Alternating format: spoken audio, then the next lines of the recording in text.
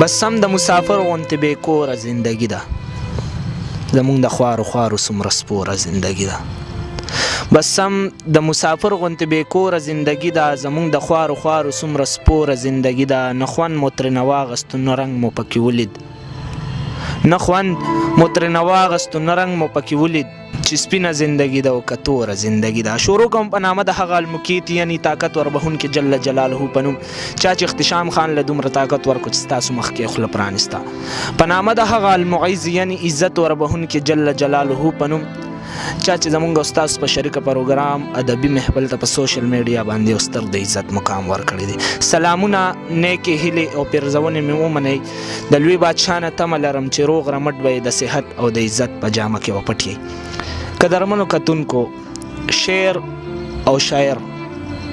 دواړه ټول کام په شریکه اساسوي. یو شاعر صرف د یو تنظیم د یوې ډلې د یوې پارټۍ نه بلکې د ټول کام په شریکه ملکیت دی. شاعران د خپل کام د تهذیب عکاس وي. هم په دغه شاعرانو کې شمیر د شیرګل د هتیانو د سیمې یو ځوان شاعر د چا ځوانو جذبو چې زمونږ استاذ فکرونو ته دوام وربخو او د هغه لفظونه د خدایي نور په چراغانو باندې روښانه دي. مدثر جهان را سره ناست دی په پروګرام کې. مدثر جهان صاحب په خپل پروګرام کې ارته هر کلی ویم او په خیر راغلی. ډیره زیاته مننه احتشام ورور او ستا د ټول د ټي وي چې کوم ټیم دی د هغوی ډیره زیاته مننه کوم چې تاسو په خپل د ټي وي په سینه کې ادب له ځای ورکړی دی او دې له ښکلا ورکوئ او تاسو داسې ګرځئ او دا پروګرامونه چې کم دی نو دا معرفي کوئ او دا د خلکو سره شیر کوئ. نو ډېر زیاته مننه ستاسو کوم چې په دې لنډ تنګ وخت کې په دې مخامي کې تاسو موږ له وخت راکړو دغه مردان د سره راغلی. مننه جی مدثر جهان صاحب. ژوند مو څنګه روان دی؟ شکر دی ژوند ډېر ښکلی روان دی او څنګه چې تاسو په دې انتخاب شعرونو کې وي خو لکه داسې نه ده نو ژوند ډېر ښایسته روان دی ماشاءالله. مننه مدثر جهان صاحب. څه مینوال خو به تاسو پیژنئ څه به تاسو زمونږ په دې شیشه باندې په ړومبي ځل ویني نو زه وایم که هغې سره هم څه لنډه غونته کې پیژنګلو کړم ډېره به ښه وي. ډېره زیاته مننه. پیژنګلو خو دا ده چې مدثر جهان مې قلمي نوم دی په دې هتیانو سیمه کې پیدا شوی یم او همدلته کې ژوند کوم. تر دې دمه د بی ایس سټوډنټ یم د سیکنډ سیمسټر د اردو کې بی ایس کوم او د هغې نه بعد بیا چې کوم دی دغه ته مې د کتابونو دکان دی په هغې کې د ژوند جواک دپاره کړه مې کوم. مننه مدثر جهان. دا راته ووایه چې څنګه درته پته ولګېده چې دننه یو بل مدثر پروت دی د کله نه درته دا پته ولګېده د کله نه مو لیکل شروع کړي؟ دا خو جی لکه ډیرو مرکو کې دا پوښتنه کیږي او دا ضروری هم وي. نو ما تقریبا لکه زه په پرایمرۍ کې وم په 3م کلاس کې وم چې ما سره د هغه وخت زما لیکل پراته دي ډېر زیات ګډوډ دي خو ما ساتلی دي چې ما ته یاد وي او د هغه وخت نه زما د دې شعر سره مینه وه او دې سره محبت و. بیا چې ورو کله زه د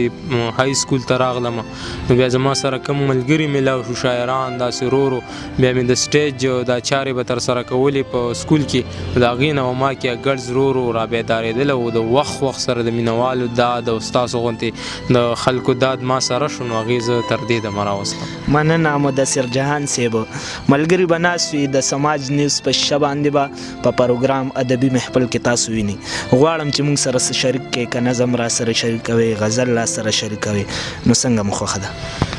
غزل او نظم خو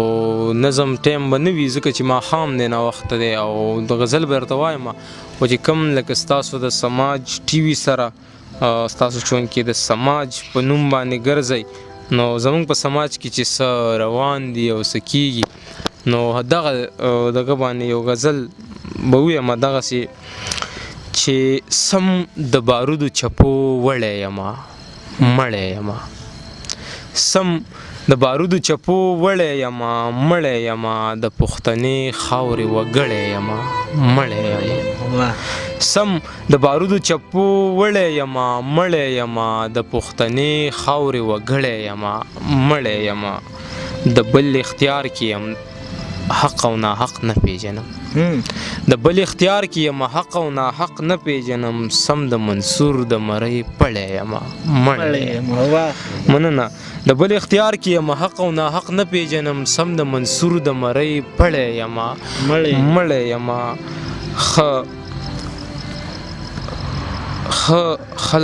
خلک هر څه وایي زه چاته هیڅ نه وایم که خلک هر څه وایي زه چاته هیڅ نه وایم زه د دې ژوند نه دومره ستړی یم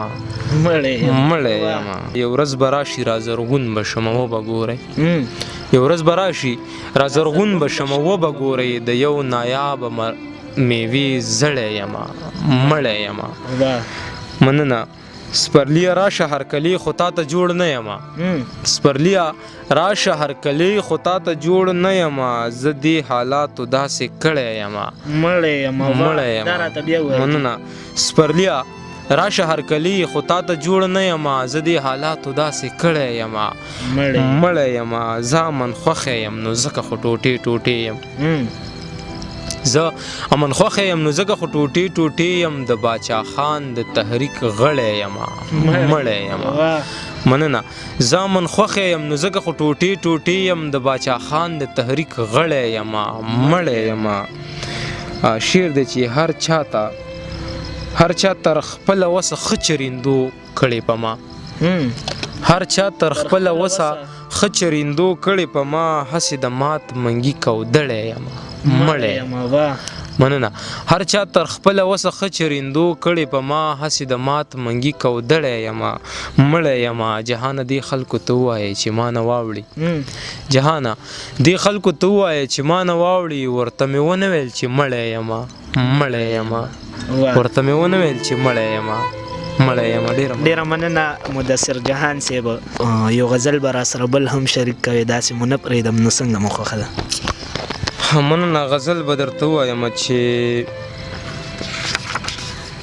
ما ته په یادو باندې نه یادېږي خو خیر داسې به درته ووایم دا مونږه چې لګیا یو چې ذهنونه خراب شوي دا مونږ چې لګیا یو چې ذهنونه خراب شوي ذهنونه هغه څه دي عملونه خراب شوي جانانه چې ته نه وې په بل چا مې پیرزو نه و